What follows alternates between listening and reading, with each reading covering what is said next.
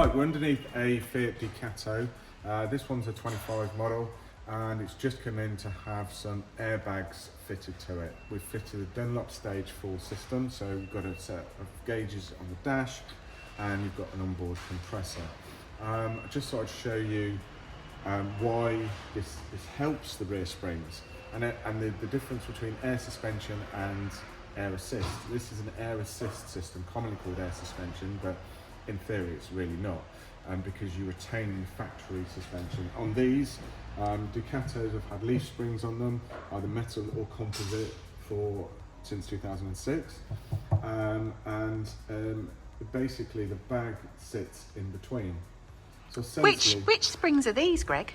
Are these composite or metal? These are metal. Say that again. The gauges are not on the dash. Yes, I'm aware of that, yeah. The gauges are not on the dash on this model because we had to put them, where did you put them, on the side of the seat? Yeah. On the side of the seat. So the brackets go above and below and the bag in between, and it takes some of the pressure off of the suspension and allows it to move as it would normally with the additional weight. Because again, the problem is you've got things like a water tank and all the other weight that has gone in above that's permanently there. So it just helps to save you having to go through, bump stops is what we usually see, people riding on the bump stops. But yeah, if you drop it down,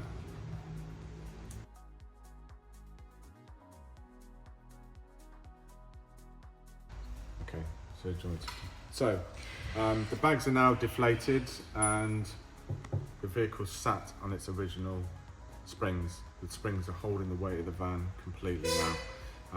So the bags are not doing anything. And this is the advantage of a system like this is if you get a leak or if something goes wrong, the vehicle's still drivable. You haven't replaced all of the suspension components on the vehicle. You're just assisting with the way in which it can control the weight when you're driving along. So yeah, quite good for a lot of motorhomes to have this kit.